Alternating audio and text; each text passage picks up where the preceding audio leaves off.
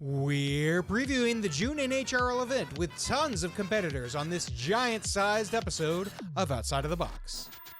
Every time you hit, you go flying, so it's something to kind of get used to.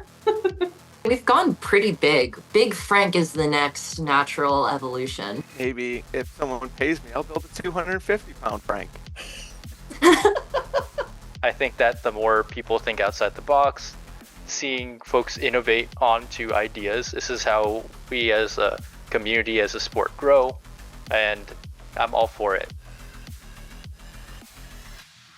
Hello, everyone, and welcome to another episode of Outside of the Box. And this June preview is going to be big because it's going to be a really big event and just a crazy lineup of robots competing in every weight class. And so I wanted to start this off. I've been pretty good about trying to get folks on the show who have not been on.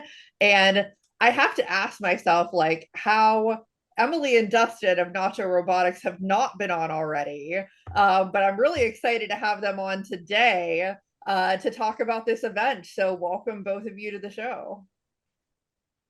Thank you. We're happy to be here. Yeah.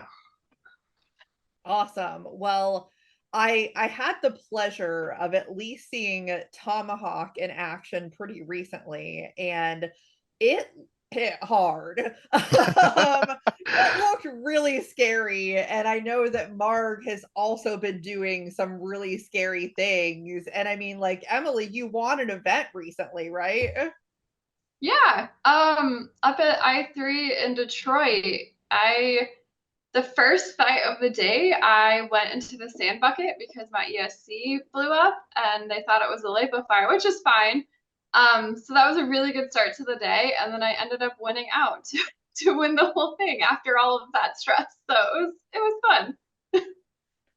Yeah, sand buckets are not the most fun, Yeah. but at least it wasn't anything serious that you couldn't repair.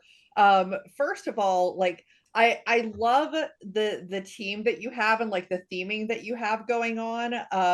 Respectively, kind of tell me, each of you, about your robots and the design philosophy for coming up with them, and like why that's kind of been your go-to, just for folks that don't know as much about either of your bots.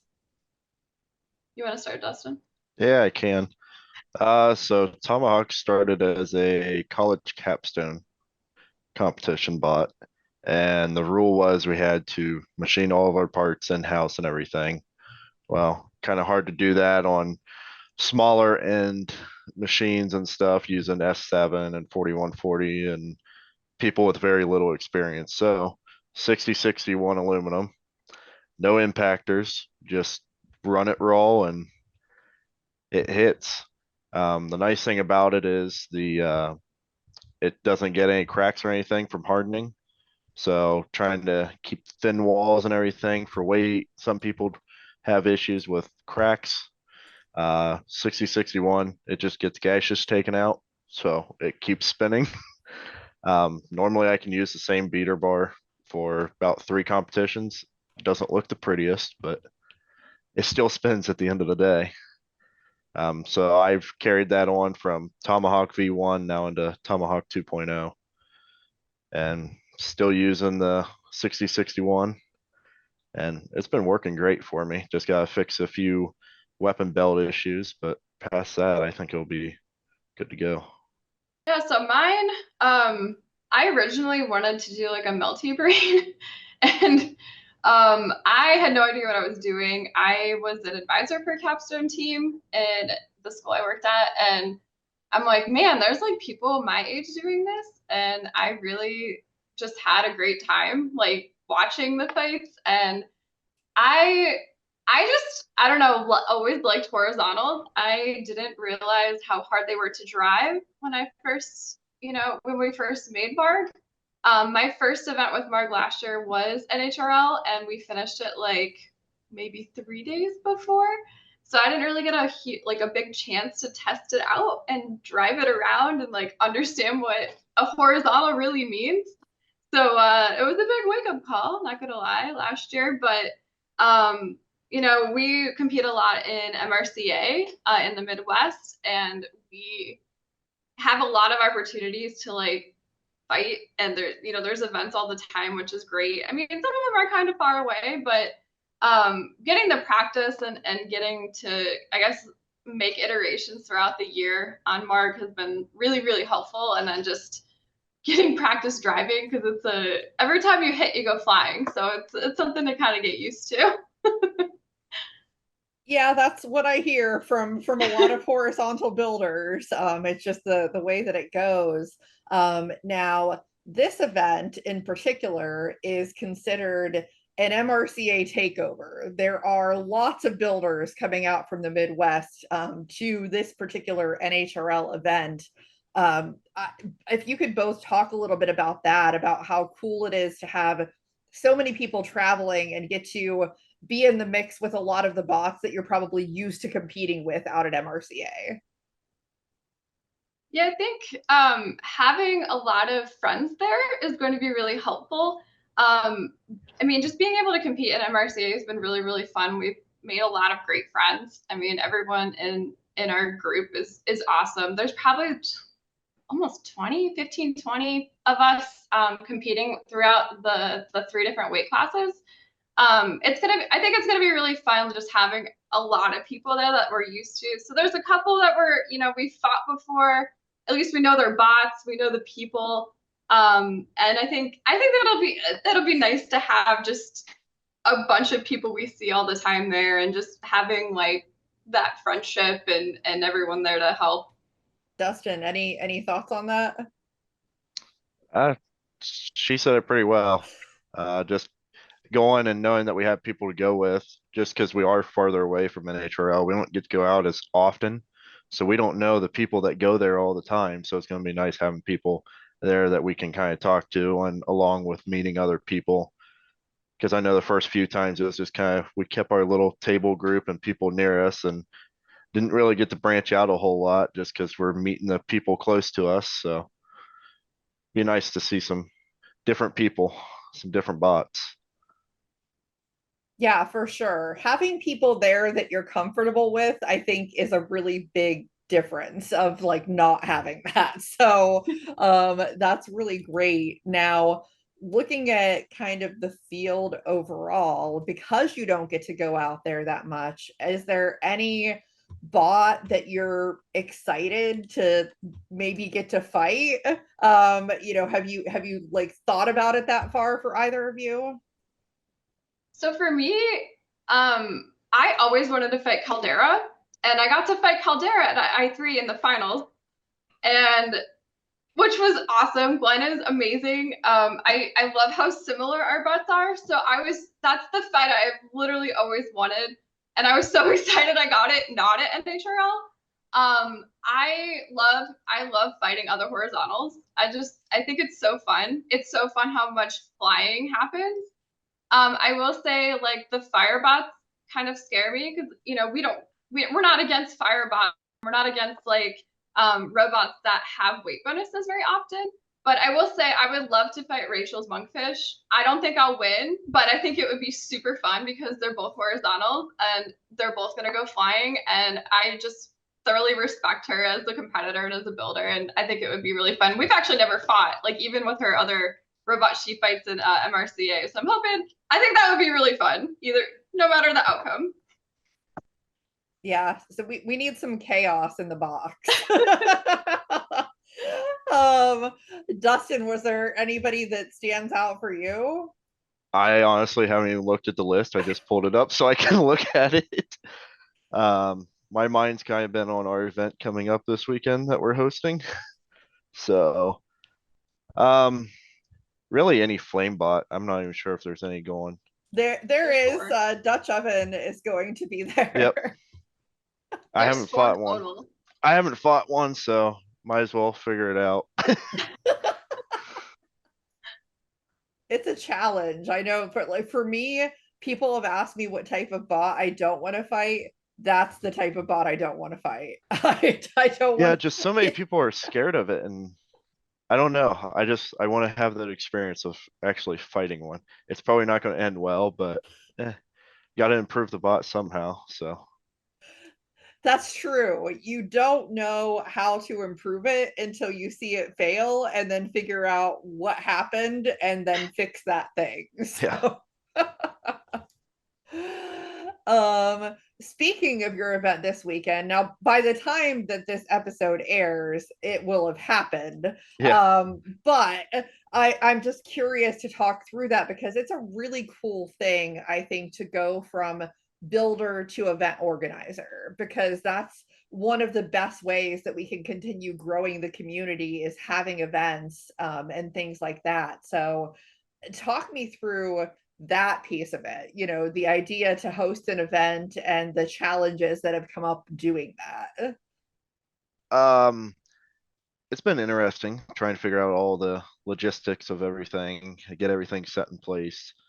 Emily's been more on the get venue and everything set up, and I've kind of been more on the technical side. Here's all the supplies we need, stream stuff, trying to get all of our people up to date on what they're going to be doing, moving stuff up to Toledo area, getting it all set up, what time we're getting in, getting out, getting in Saturday morning, trying to get everything scheduled, start time, end time.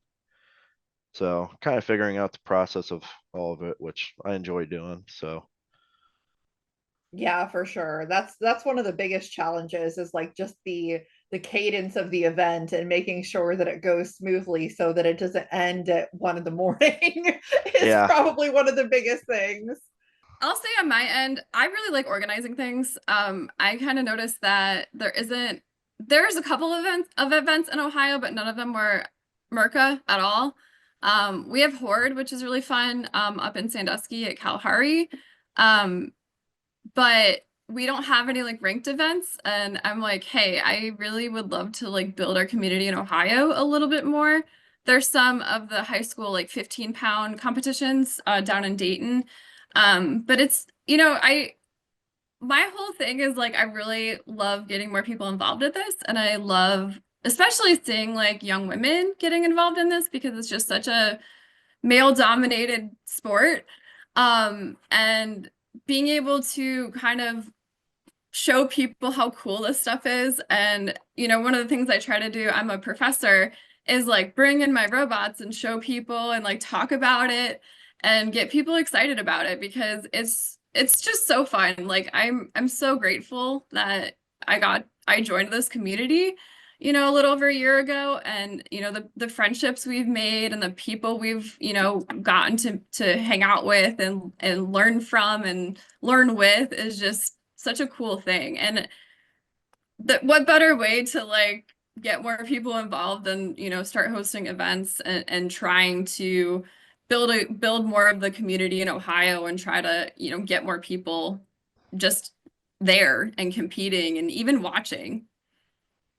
Yeah, for sure.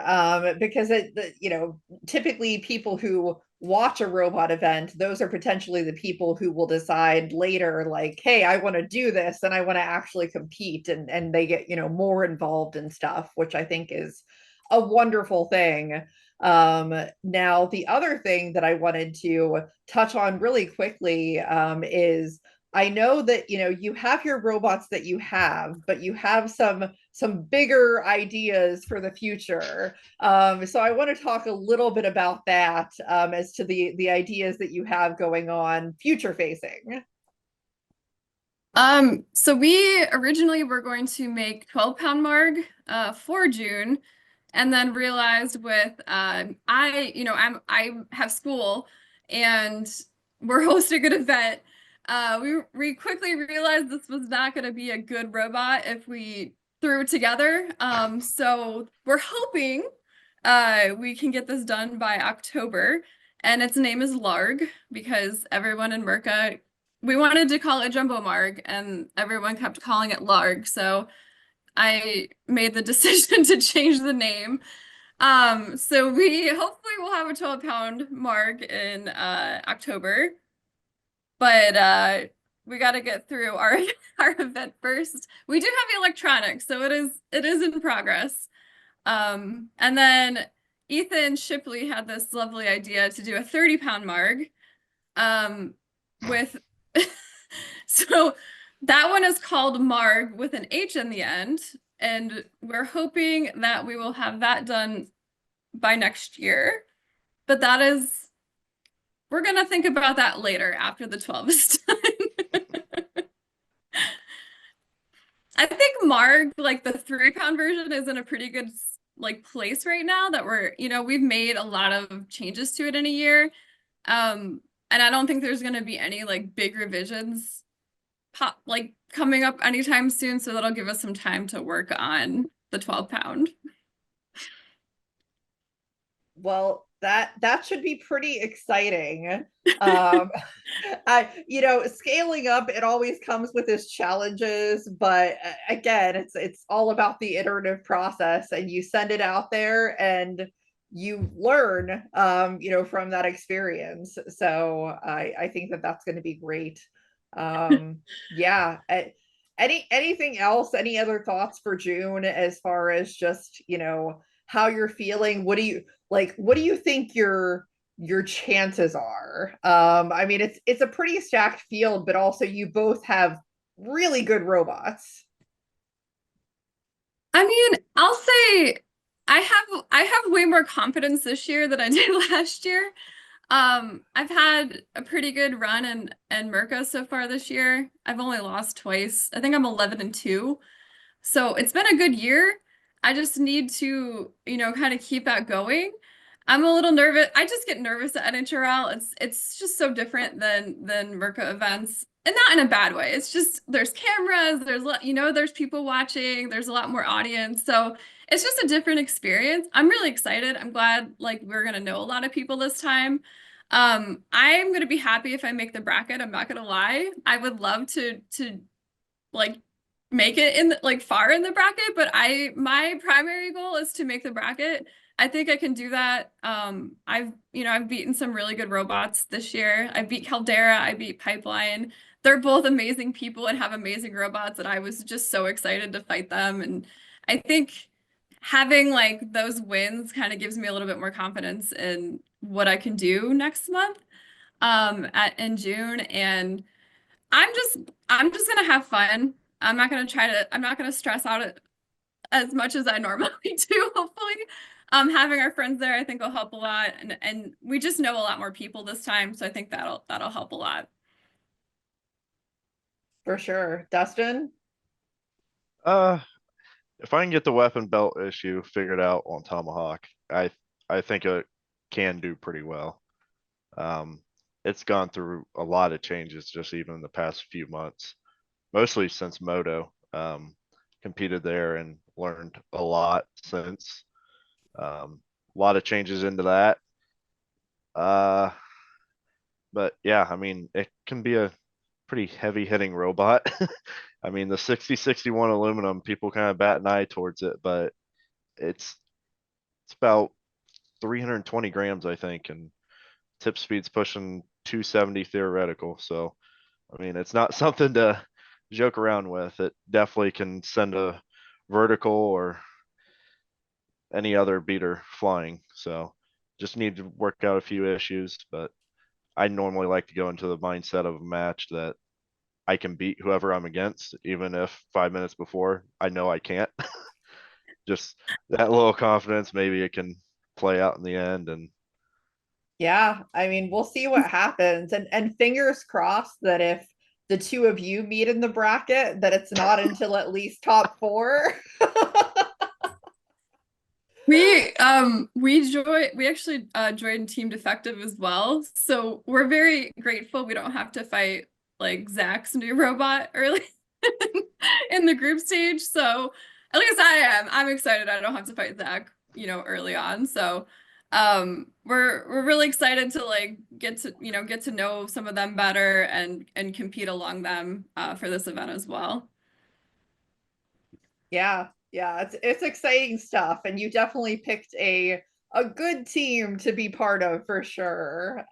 Well, there's lots more to come in this episode. We're gonna have two pretty big groups of builders talking about their bots, so it's going to be really exciting. So everybody stay tuned, and there is lots more to come. And thank you to Emily and Dustin for joining me. And we're back with this big gigantic June preview that is, I'm really excited about, because I get to have a lot of people on, including a lot of people from the Outside of the Box Discord server that are my friends, and I'm excited to talk about their robots. So I have Mike, Phoenix, George, Tom, and Jay here to talk about their robots for June. So welcome y'all to the show. Thank you Thanks so much for for having having us, us. Christine. Hello. Yes. Yes. Pleasure to be here. These are all cherished members of my server. Thank a you. lot of you have been around since the beginning. And of course, if anybody watched, and you should have watched Dungeons and Robots, I have Phoenix and Jay here who were excellent in that. So It's really the pinnacle of my acting career. I'm going to have to go back and watch it. Exactly. Well, I'm excited to talk about everybody's bots for this event, because a lot of you have bots that are new to you. So that's exciting for me.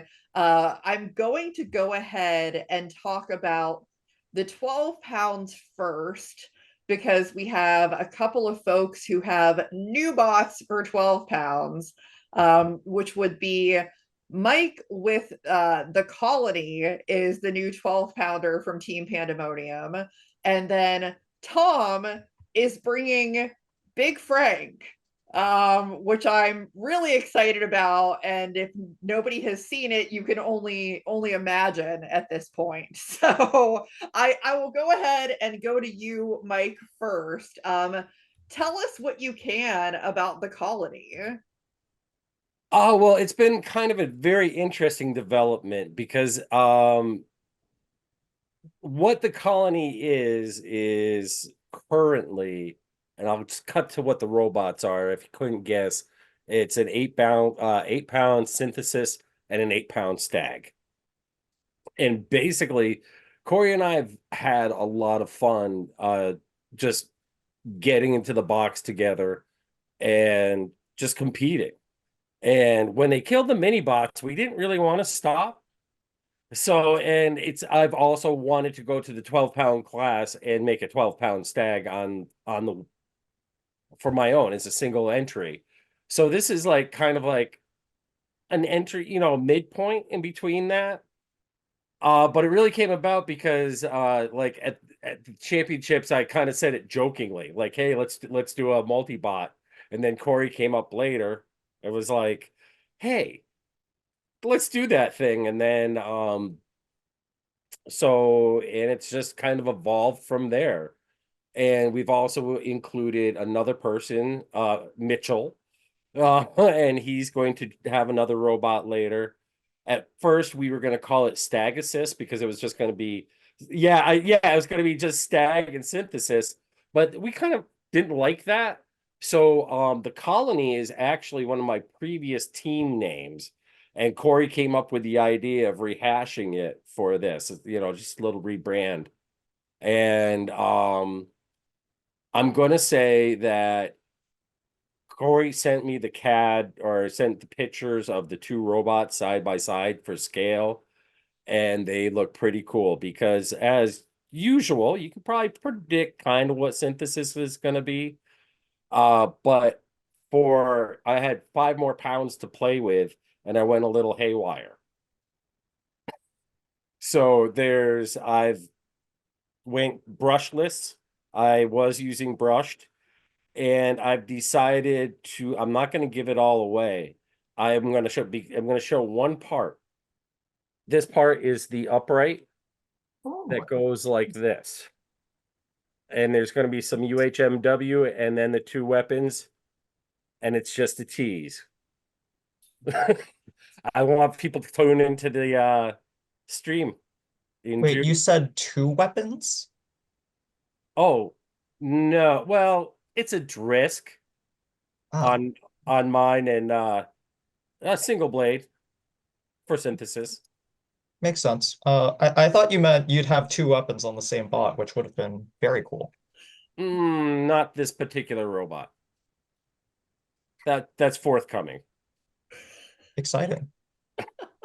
That's the secret file, in the back, right? No, that's my wife's robot that I haven't gotten around to making that is actually dual horizontal. My favorite thing is when people make robots for their like significant others. I think it's so much fun seeing the difference between them and the decisions that one party will make for the other. I'm excited to see these. I let her just kind of go, hey, what do you want to make? And she goes, I wanted a robot that can slice people in half. And I'm like, dual That's a horizontal? great that's a great like leading philosophy for a design. Just like I want to bifurcate someone. That's all up. Pretty much. So Good goals. so it's going to be a really in the same tradition of how I've been trying to stylize Stag and do interesting things with the body and still make it effective. Yeah. Hey, I am always a fan of scaling up or scaling down robots and doing interesting things with them. So that is very cool. Now, speaking of scaling up robots, let's go ahead and Tom, if you can tell us what you can or would like to tell us about Big Frank. I pretty much took the Frank CAD and hit scale up 150%. It barely fit on my printer, and it is big. It's going to be terrible, but it's going to be Frank, and he's even have a scaled up mustache, and it is about this big. Oh my word. Yeah, he's big. I mean, that's head for scale, but yeah. So sweet. it's going to have a lifter on the front, which maybe will work. It'll pass the dummy test, and it's just going to be ridiculous. I had originally thought about doing a big pause instead, and one of my coworkers at work said I should just do a Big Frank, and then she's just like, Big Frank's even a good name. It's like it's Frank's boss at work, there's Frank and Big Frank. So it just worked out that way. I was about to say we've gone pretty big with like Gigapause, right? Like Big Frank is the next natural evolution for scaling up robots for Grumble bots, right? Yeah, and maybe if someone pays me, I'll build a 250-pound Frank. I can donate $3 to this cause. All right. I'll start the GoFundMe later. Right. Yep. If you're watching this and you would like to donate money to Big Frank, please get in the comments. Christine, what's the billionaire demographic for your show? Like, do we have I don't think does YouTube Austin gives watch? me YouTube does not like give me financial status, unfortunately. So, I Set have up no way a to famous know. page for Frank's mustache.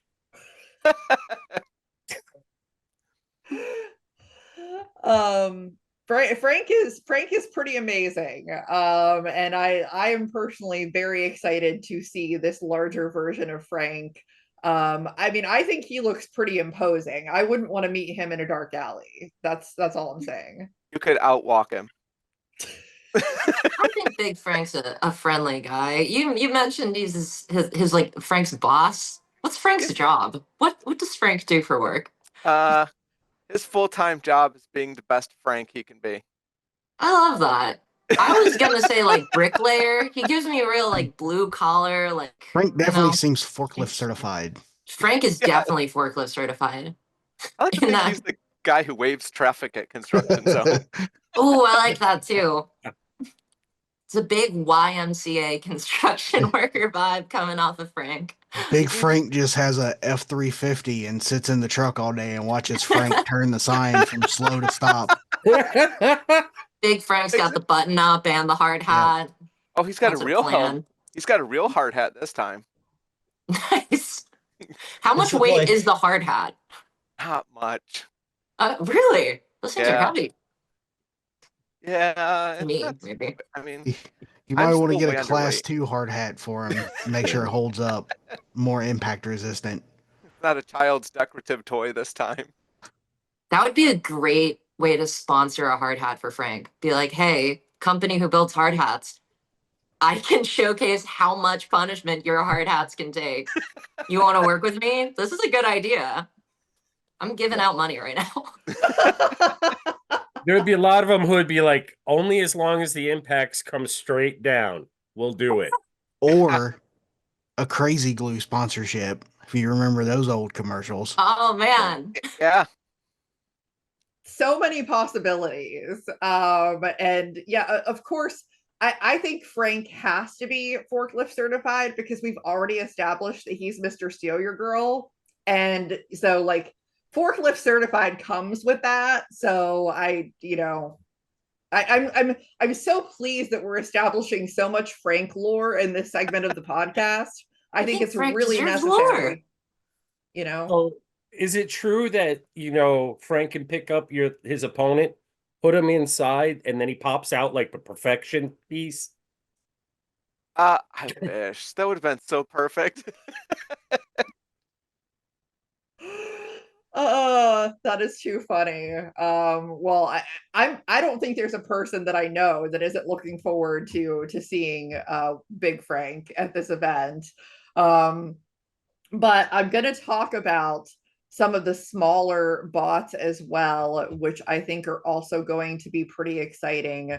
Now, George, I know that performance anxiety is not a new robot, but pretty exciting to see it at this NHRL event. Have you done anything different to it for this event? What is your plan / strategy going into this?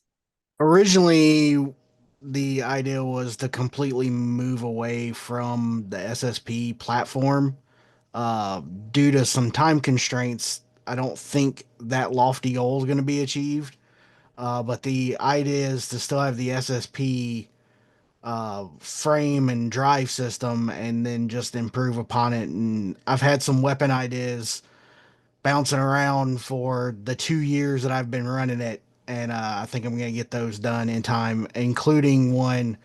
Hopefully, I get a firebot. I want a firebot.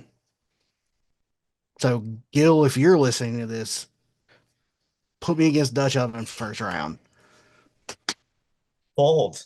I like I'll it. call my shot. You might be the only person I've heard who's like, I would like to have my robot set on fire, please. I think that's like that's impressive. I appreciate the enthusiasm. If that were to happen, it would be a matter of not if my bot is fire resistant, is Dutch Oven fire resistant? Oh man. Can it take what Alex it dishes Grant, out? you are getting called out right now. You have 24 hours to respond. Some big words. And fitting that I'm gonna be talking to Alex a little bit later in this episode. So we'll see. Find me in the see Discord. how that goes. There's about to be mad beef on Christine's Discord server, which you should join, by the way, if you're in the audience and you're listening to this. That's why we're here, I guess. Exactly. It's nothing but fun in the outside of the box Discord server. But well, let's go ahead and talk about a bot that I've actually been really excited about because Phoenix has been talking about Silver Wind for a while. And I'm really psyched to see it perform in this event. So, Phoenix, if you would like to talk about Silver Wind. Yeah, so the original premise of the bot was a really wide, really annoying vertical spinner because I learned that these are the modules that I have. They're pretty wide, so it already lends itself to a wide bot. May as well just fully lean into it. So there were a lot of problems with the first version of the bot. Like the weapon didn't work the way I wanted it to. It was just painfully anemic. The modules were a bit too big for my liking. It couldn't self-write. That I lost 3 of my 4 matches at RSL in February to just getting stuck on my back. Not pleasant. So this new version Ooh. addresses all of those problems. It's got a repeat hub motor. Thank you, Peter, for the great product, with an AR600 blade stuck to it for pretty terrifying damage. And I fit a self-righter in weight. There's a little servo here. I've tested it in fights. It does work. The core innovation behind all this is this tangent drive swerve. So yeah, it's exactly what it sounds like. I have this fancy 5-axis piece from China, which I can't get any of anymore, for that just mounts a repeat tangent motor, a little urethane wheel, and it's rotated by a servo. So this thing is 100 grams all told when assembled, which I don't know what Aaron Hill's come up with, but I am confident in saying that this is the lightest swerve module on the planet. Oh, Lots of bold statements coming out in this segment. It looks really cool, Phoenix. Like I have to say, it looks awesome. Yeah. A lot of work went into, well, designing this. Basically, the moment September NHRL, which was the first time I fought with Silverwind, ended, I was like, I hate these modules. They're too big. I want to make them smaller. And I thought about like small motor solutions, and tangent drive immediately jumped out. And I was like, so I did some messing around, realized it works, and that's how we got here. Which enables the monstrosity that this is. I've got a 6-inch blade up here and a self-righter, and this thing is 15 inches wide, all within 3 pounds. awesome job. It looks great. Oh yeah, the aesthetics were another thing. I originally, when I started designing the bot, I had a vision for what I wanted it to look like, which was very like fighter jet inspired. The original bot had like little vertical stabilizers on the back that were the only real aesthetics I could add. But this is pretty much designed entirely around the experimental fighter aircraft silhouette. Which again, enabled by this because the rotation arc of the modules is just so much smaller, which lets me do some fun artistic things with this super wide shape. It's both functional because wide is good. Wide bots are the new meta, and it just looks cool. So yeah. Yeah, absolutely. I'm definitely excited to see it for sure.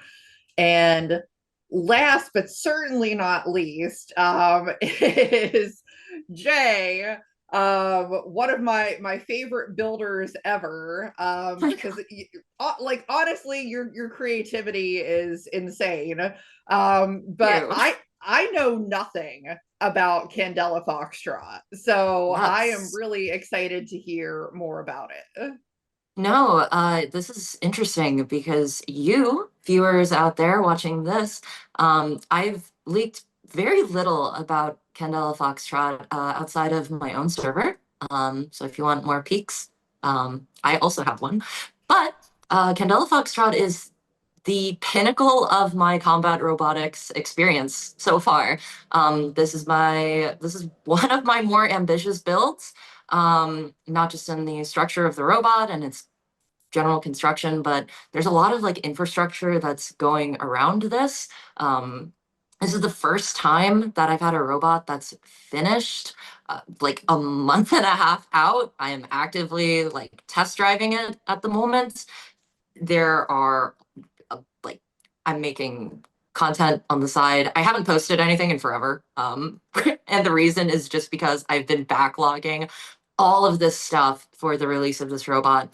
In addition to that, we're instead of a normal recap, I've been working really hard at making this into like kind of a short film, which is going to be really different and hopefully something refreshing for the community. But yeah, it's Aria Bravo with all of the problems I found on the last build, hopefully hammered out. I won't drop too much about it. We'll save that for the reveal. I will say an interesting bit of lore about this robot is that Phoenix and I have apparently had this like untold like non-worded rivalry, just because these are the only two swerve robots to my Not knowledge built that by are Aaron Hill. well, Shifty's not at this event, so as far as I'm concerned, this is happening. And also, Phoenix, you have told me that this was a declaration of like you're challenging me to this swerve race here. Yeah, I may have made some aggressive comments in the past. No, I love it. And I think that honestly, we need to lean into it more. We need to make it more public and more aggressive.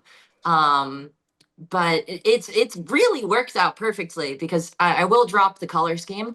Aria Bravo is a really red name to me, and in my brain, Candela Foxtrot is like this is a white and Kinnikitsu yellow robot, which mirrors so well because Phoenix's robot is black and purple, and they are Don't forget complementary the silver. opposite colors. It's a really cool like mini arc that's happening, and I want to expound on that because I don't get this a lot with my robots. So hopefully this works, and I get to at least grudge Phoenix. Although I'm not sure that they will let flamethrower robots still grudge for this one. So I heard that they were working on a solution for that. I don't know what the solution is, but yeah. hopefully they find it because I want this to happen. And Me too. yeah, I think that if Candela Foxtrot works out the way that it is planned to in my head, this is like at the forefront of a new breed of combat robot. Something that's entirely different from what people normally see. Maybe not optimized for combat, but certainly something that will hopefully please crowds. So If it Yeah. looks good, it flies good. That's all that matters. oh, she looks great. I'm so excited for the breakout of like the finished product. It's straight from a mecha show, and it's everything I wanted her to be. I'm excited. I'm super excited. Well, one thing That was I've probably really vague. Sorry. oh, you're fine. You're fine. No, one thing I want to ask though, of course, before we wrap up, especially since a couple people have already thrown down, are there any other robots that anybody else would like to either call out, or is there anyone that you're like, I don't really want to fight that robot, that you'd rather stay away from? I'm really excited for Crazy Horse Girl from Stephanie. I don't actually know her last name, but uh, I believe she is bringing the third like holonomic motion robot to this event. And Crazy Horse Girl, her robot, Stephanie Spooner, that was it. And Crazy Horse Girl also is a flame bot. So we're gonna have two It's holonomic. a vert. It's a Yeah, Oh, it's a really? vert. yeah, Yep. it's just cause hub motor. I've Interesting. been looking at it in the MRCA server where she's mostly active. Did I see a different robot with a flame? I could have sworn I saw a butane can on that thing, but maybe I was You off. might be thinking of Run and Gun from I don't they had a YouTube short. I forget when they actually competed, but That could have been it. But either way, I'm very excited to see more swoopy drive.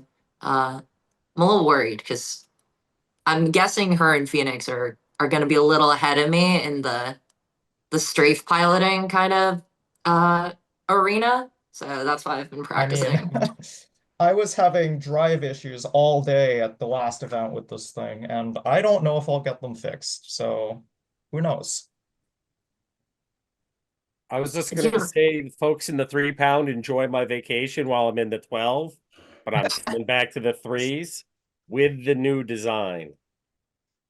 I can't wait. If I get to more than one NHRL a year, which at this point seems to be the case, I'll be looking out for you, Nicole.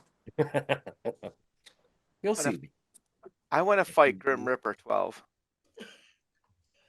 I would love to see Frank versus Grim River 12. Would love to see it. Nelson is one of the nicest people, and Clockwork Princess Chelsea got beat up, by my own doing. But Frank wants a chance to avenge it. Of course. Justice for Chelsea. I'm gonna sound insane, but I want to fight Pipeline Punch. Interesting. Why Pipeline Punch? Uh, so funny story. When I signed up for RSL in February, it was just a low stakes. I'm just gonna have some fun with the spot and then retire it until I learned Pipeline Punch was on the list. So I went ultra tryhard, teched a whole unique fork configuration specifically for that robot, and then never fought it. Which I would have lost anyway because the robot sucked, but that's besides the point. But now with a working, capable robot that hits like a truck, I think I have a solid chance. Hey, I mean, I'd love to see it. Gil might be watching this, like some people who have Oh, a hand in God. the matchups, maybe. So you never know. I want to fight Frank. Yeah, that'll be fun. I'll bring my little construction vest to make sure I'm safe. Yeah. Safety is key. Yes. Must have several safety meetings. Yes, safety certainly is key.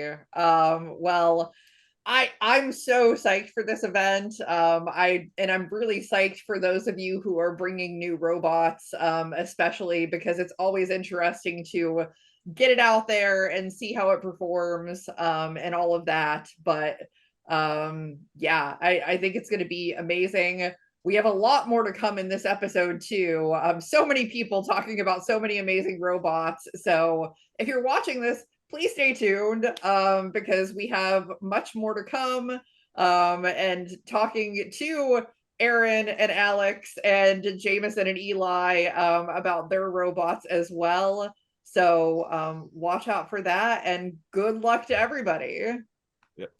Group B is for bold. And we are back with the last segment of this June preview. And it's definitely, I think, going to be maybe the most fun / colorful segment of this episode, as everyone will notice when they see the backgrounds of my guests, which is a mashup between Team Seems Reasonable and Team Sawblaze. So I have Alex, Aaron, Eli, and JMO here to talk about all of their robots for the June event. So welcome everybody back to the show. Thanks for having us. Yeah, thanks for the invite. Absolutely. I am really excited to talk about this. And I have to start off specifically because if you've been watching this episode and you watched the previous segment, George Manning, who is the builder and driver of performance anxiety, specifically put a call out to Gil that said, please put him up against Dutch Oven in the first round. of the event. Now, I don't know why anybody in their right mind would want to do that. For most people that I've talked to, I think it's like one of the scariest bots out there. So, Alex, I want you to talk about that challenge throwdown and what you hope to see out of Dutch Oven in this event, because I mean, it truly is always, I think, one of the scarier 3-pounders that there is. Yeah, I think it's terrifying. It's either terrifying or you're prepared or it's not working that day. And so like us winning All Stars was everything lined up well. We prepared everything, and not the stars aligned, because I think the robot is like a Yeah, good robot. how many people were managing that beetle? There was 4 drivers, like 5 people working on this robot at All Stars. So it's a little bit of a needy beast. We figured out how to optimize a lot of the optimize and upgrade a lot of the like to-do list, or like how to work on the robot. So a lot of that has been modified to make it so it's a lot easier to work on. It's a lot faster to fill. For example, at All Stars, when we did that, the temperature, like you have to fill the tank because it's a custom tank. So you're coming from a source tank, and it all operates off of pressure differentials. And the pressure is reliant on the temperature, and it was near freezing in that building. Yeah, loading bays were too dang cold. The loading bays were freezing, and so it just took forever to load everything, and we were like anxious, and I think we made everybody else anxious as it took us like all day just to get the robot ready. But well, yeah, you're getting called out by performance anxiety, so it's exactly right. Maybe he just wants to get it over with, so he might not have to do it later. Like, just can't. The throwdown's fun. I mean, I think anybody who wants to fight it, there's like an actual call out. Like, I'm down for freestyle afterwards, anytime. Like, I want to see my robot fail just as much as anybody else's, and most people don't want to fight me. I've like never had anybody take me up on a freestyle, which is unfortunate. So I absolutely will do that after the event, and look forward to the extra fight. Well, Alex, most people don't want their robot a pile of ashes, so that might be why. But I think sometimes you will find people who are like, "I'm done with this. Can anybody Viking funeral this?" That's accurate. Actually, another fun fact. That is what happened at the end of our teams event last year. Is when Franklin and I were both knocked out of the bracket. We made an agreement that neither of us was going to tap out. You just keep hitting it until something either blows up or something melts, and that's exactly what happened. So some of the most exciting things are that you see in the arena are people having no regard for the remainder of what they take out of the shovel out of the arena afterwards. So that's true. And speaking of destruction, what do we think the odds are that something in the cage needs to be replaced after Dutch Oven gets through with it? I think the odds are pretty high.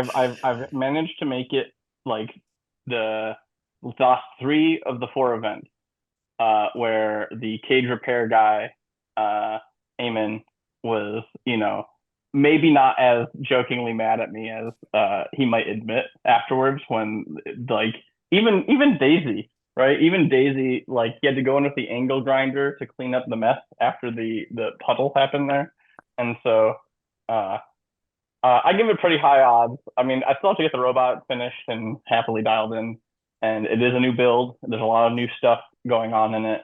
I had to optimize by taking out quite a bit of weight, so there's like a lot going on to get right. So, but we'll see how it goes.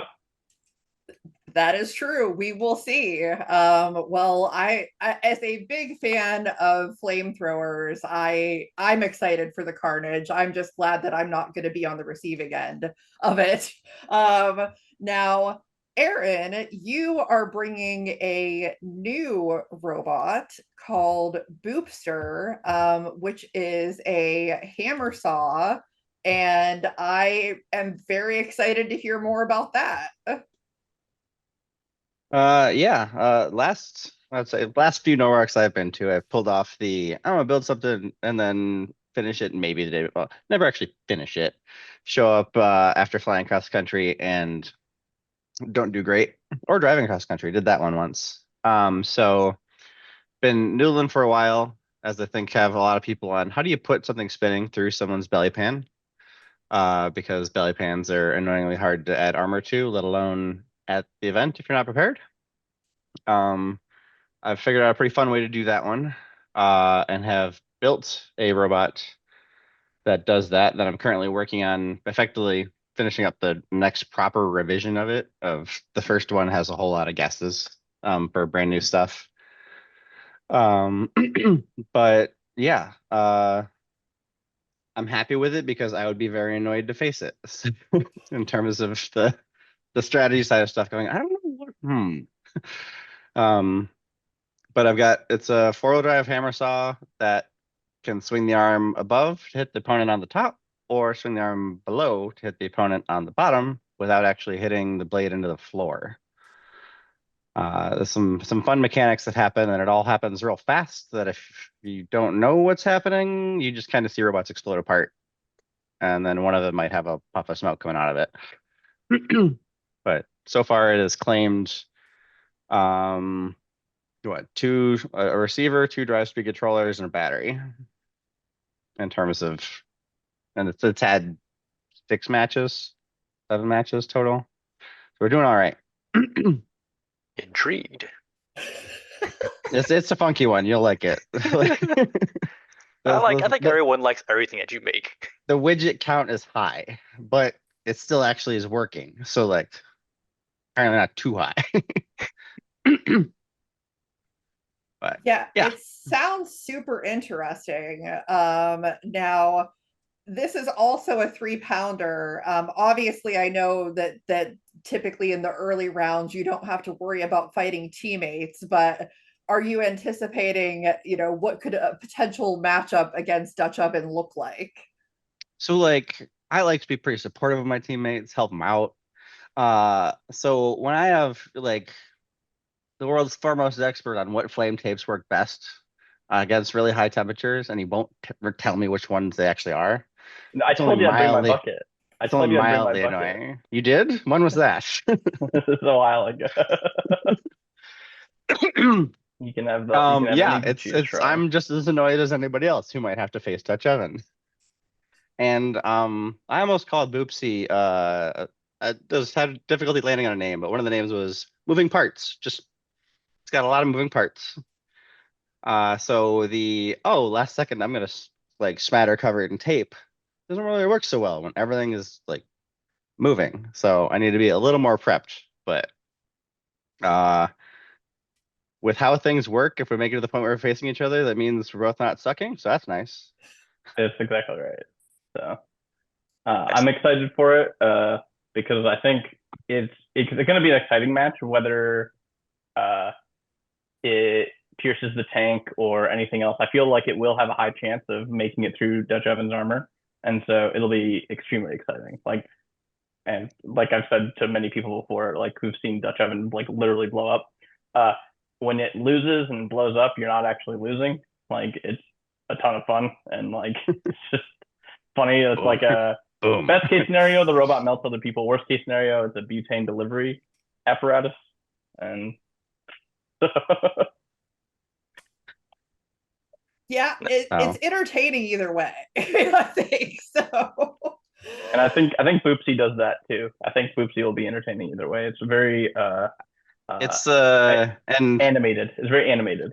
Yeah, it can be extremely animated. I helped Jameson pit Megatron, I don't know how many years ago now. And I remember watching a match happen, and the first time I saw a tap out in person before Megatron hit them, it was so weird. So I've had one of those so far. And I'm getting used to the fact that I'm driving a robot that has like 1-hit KO potential. Because every robot I've really had has been, if it is, it's lucky or like, eh. But the fact of like, oh, pinned. And so if this button gets pushed, I win? Neat. And then you guys all probably recognize Bam from Nightlight, who's also there competing. She's doing, I've got an arm operator as far as simplifying stuff. So it's entertaining to get someone pinned and then have a conversation during the pin time to be like, do you want to hit the top or the bottom? Like, got options. Enough time to flip a coin, really, you know? I mean, yeah, if they're counting slow enough. So, but yeah, no, it should be fun. I'm excited to see how it does against a much larger field. I've had 2 small events that I think were like 16 robots territory. Yeah, for sure. It should be a lot of fun. And of course, the segue, the natural segue here, since we're talking about hammer saws, is to talk about Megatron. And it's funny because I think like JMO, you may have faked me out a little bit because the last time that you competed, you kind of gave some hints about like bringing Megatron to the next event, and then you didn't. And I'm like, at some point, it's coming back, and of course now we know it's coming back for June. How are you feeling? I mean, there's definitely some heavy hitters in that group, but like Phenomenon, for example, you have a really good record against. So just kind of curious about what you've been doing to prepare and how you feel about the field. Yeah, and I guess in March I gave a hint about attending in April, you know, for the Gram, but you know, reality comes in and the improvements that I want to make, which I'll get into a bit, really made it such that June was the time to let it shine, and so that's why we're here. We're registered for June. Could it have competed in earlier NHRL events? Yes, definitely it could, but it would have been suboptimal. I would have been down some spares. And so those months were opportunities to put in a lot of design work into what's coming up. In terms of the field, you know, honestly, I just kind of registered and then I didn't really check who was going, except that one particular name stood out to me. And it's unfortunate. Well, it's fortunate for me, but really unfortunate the whole situation that they're in. It was Kablooey Tango. And so I have in this pile on the floor next to me a lot of Kablooey Tango plans that I don't need to worry about so much. Uh, so that was the main robot I was paying attention to. In addition to like the usual strong opponents, like you mentioned, Brandon, he's always strong. I see some new names that I've heard about before, you know, in other events. I saw Kill Switch was very strong at the UIUC event. You know, Synthesis 30 has been getting better and better. Lots of runtime on that. Red Storm, of course, coming back. Gave me a little bit of trouble when I want to, was it 2023 December or so? Uh, and the shuffler robots as well. So like RoboJackets posted a photo maybe not too long ago about the underside picture of an old Chonky, and you know, he got passed around a few circles and made it to me while I was at work, and they're like, "Hey, guess what?" And I'm like, "Oh, what the heck is this? Is it an old shell? Is this an old Chonky?" It's to be seen. You know, that robot, you know, what we fought many times before, and then like the latest version definitely gave Megatron a run for its money. So be interested to see what it pans out to be. It says here shuffler overhead. So you never know. You definitely never know. I will be curious myself. Now, looking through just the field in general, I couldn't help but see that there are a lot of hammer saw bots in the field. One thing I really wanted to ask you about is because I mean, like, I don't know for sure. I doubt that like Megatron or any of your robots were like the very first hammer saw bot. Maybe it was, but I lately there's been a lot more. I mean, how do you feel as somebody who has done so well with that type of design, seeing so many people branching out and wanting to make a robot like that?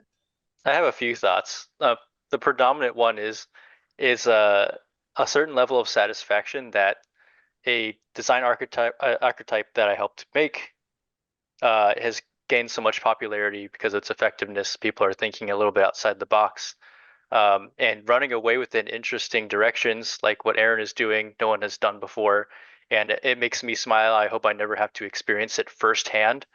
The second part is just seeing all these robots and all my robots, which are not hammer saws, being like, I might have to deal with that. What have I done? I'm the problem. Ugh. So yeah, it's give and take. You come up with something cool, and then it gets adopted because it is cool. People like it, and then you might have to deal with it someday. I mean, that's. But would you rather have?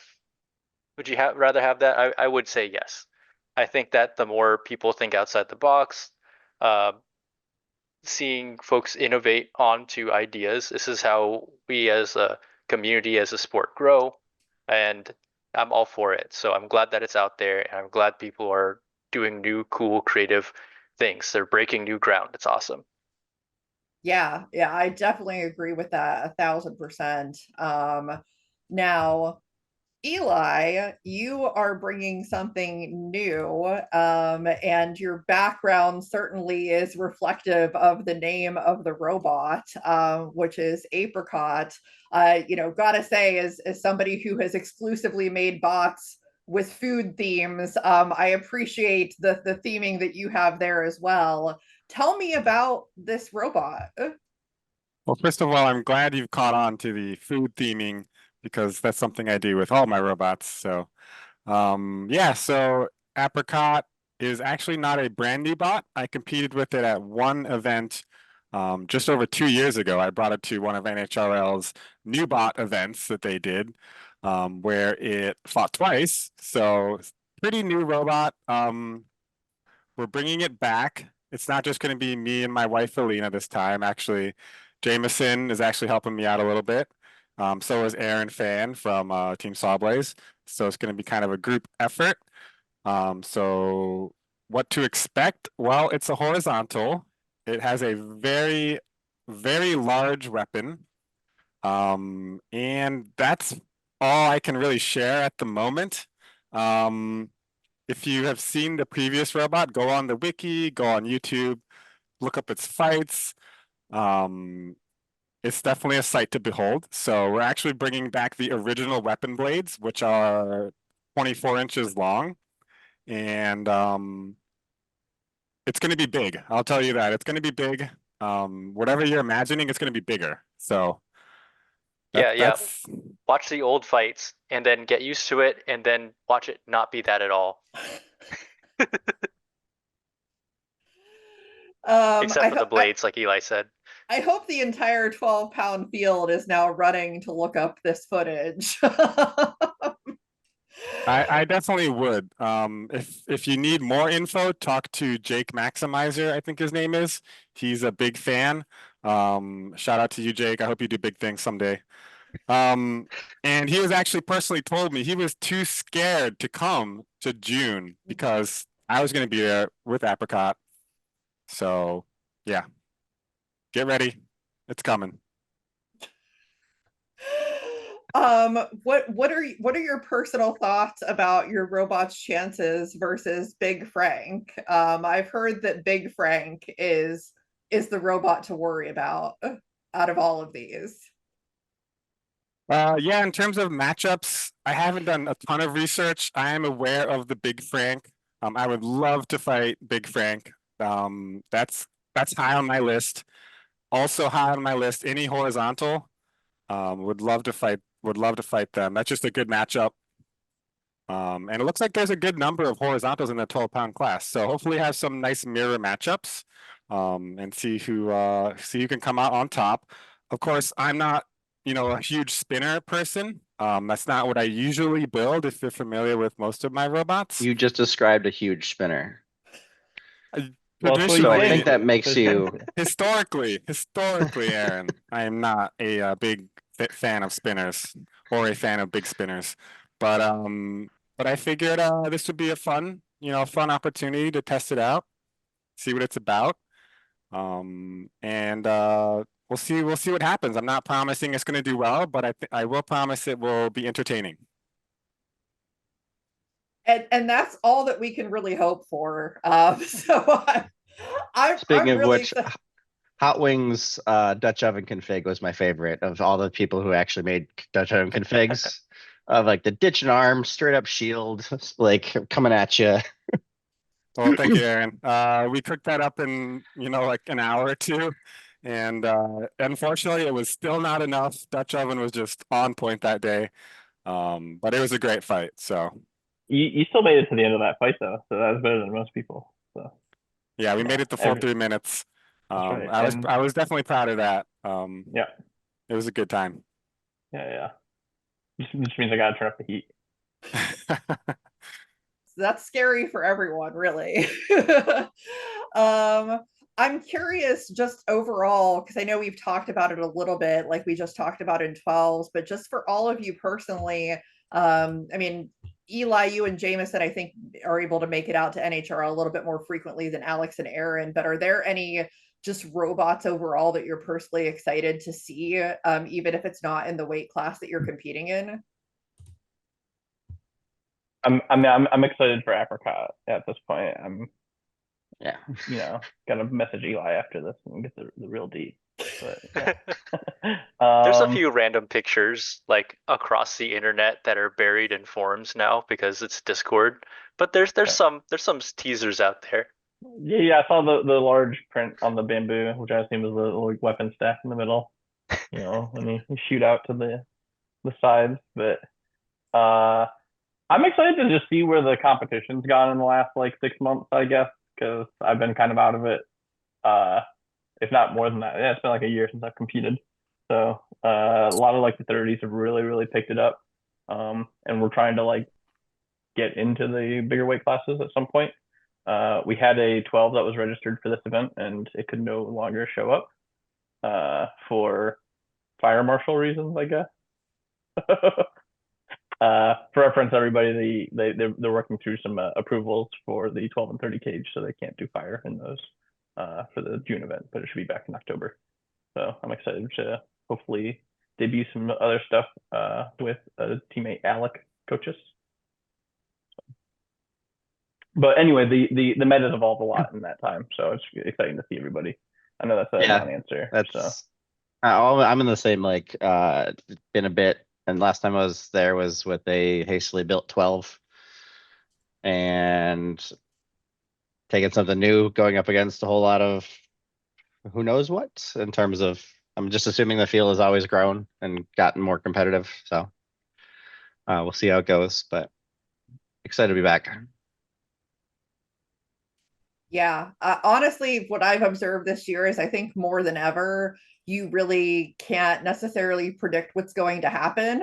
There's been some bots that have had some really amazing runs that just kind of came out of nowhere. So I'm excited to see how it all goes down. But yeah, for sure, I am excited for all of your robots. I think my last question is that just because personally being from a little bit more further removed from the major robotic hubs, I'm excited to see there is a very large contingent from the Midwest coming out to this event that don't normally get to go out to these robot events. What do you all think? I mean, as people who have been heavily involved in this sport at like all levels for a while, seeing that growth of the sport and having more people being willing to like travel such a distance to participate and kind of throw their hand in with these really, really amazing robots. I managed to make it down to the first robotics championship this year and I hadn't been in 7 years or something like that. But Huge was actually there, and the number of the buzzer out Mouser had a sponsor booth and had Huge, the BattleBot, in it. And the amount of buzz happening there, the number of people I know that were stopping by to go find Peter Ganache, who's mentoring a team. There was a lot more combat robot awareness / discussion and chats happening. And we got a group photo of all the first alumni BattleBots people that were there. So I don't know. I think some cross-pollination happening there might be a reason behind a lot more groups being more okay traveling, because it's something they're used to, as far as like, oh yeah, we take the robot and we go travel the thing. And that's normal. So I was happy to see a very healthy respect for both, because I know there's been a whole lot of, oh, we're not BattleBots. It's like, well, you could be. Back and forth as someone who has done both for a significant number of years. So that's my visual take from the last couple months. Anyone else have any thoughts? I mean, I just think get- it's. Go ahead, Jamo. No. Apricots first, alphabetically. All right, you got me there. I was just gonna kind of express the overall. I think you kind of love to see it, basically. I mean, I grew up in the Midwest myself. You know, I wasn't really aware of a lot of this robotics and things. You know, not to date myself, but say 20 years ago. So I think it's great that it's becoming more well known. I think it's great that a lot of the younger folks are also getting into it. STEM education in general, you know, is in a good spot. I think it's becoming more popular as well. You know, it's when you're growing up, it's like, oh, I want to play basketball or something. And you know, you do your little travel teams and you would go to states with basketball or whatever sport you play.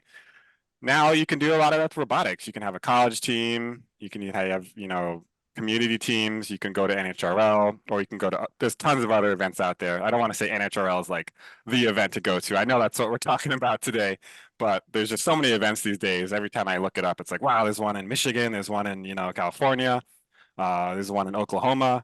It's just great to see.